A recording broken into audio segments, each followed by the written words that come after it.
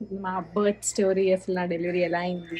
9th month వచ్చినప్పుడు ప్రతి విజిట్‌కి NST test చేస్తారనమాట. ఎన్ఎస్‌టీ టెస్ట్ ఏంటి అంటే బేబీ మూవ్‌మెంట్స్ గ్రాఫ్‌లా వస్తుంది. ఆ గ్రాఫ్ ఏంటంటే మనకి కొంచెం అప్స్ అండ్ డౌన్స్ ఉంటే బేబీ మూవ్‌మెంట్స్ బాగున్నట్టు, స్ట్రెయిట్‌గా ఉంటే బేబీ ఎక్కువ కదలట్లేదు అన్నట్టనమాట. సో, నాకు ఎప్పుడు 8th మంత్‌లో కూడా చేయించుకున్నా 2, 3 టైమ్స్ మూవ్‌మెంట్స్ కోసం.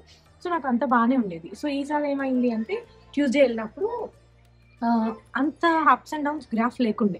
సో, వెంటనే మేడం చూసి ఒకసారి స్కాన్ చేద్దామని చెప్పి స్కాన్ చేశారు. చూసేసరికి బేబీ కార్డ్ ఏసుకొనుంది. ఒక కార్డ్. మేడం ఉండి సరేలే అని అస్సలు టెన్షన్ పడొద్దు. సో, ఇంటికెళ్ళి బ్రేక్‌ఫాస్ట్ చేసుకొని లగేజ్ తీసుకొనొచ్చి అడ్మిట్ అయిపోండి అన్నారు. వెళ్ళాం లోపలికి.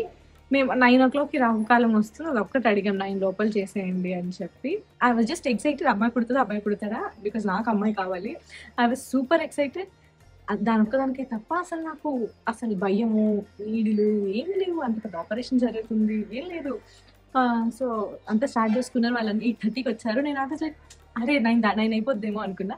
సార్ వచ్చారు. అమ్మా ఏమైనా ముహూర్తం ఉందా అంటే, ముహూర్తం ఏం లేదు సార్ జస్ట్ 9 లోపల అయితే చాలు అని అంటే, 8:46కి డెలివరీ అయిపోతదమ్మా అని అన్నారు. అంత ఎగ్జాక్ట్ టైమింగ్ ఎలా చెప్తున్నారు జస్ట్ నవ్వుకుంటూ చెప్పారేమో అనుకున్నా నేను. బట్ ట్రస్ట్ మీ కరెక్ట్‌గా 8:46కి బేబీని బయటకి తీశారు.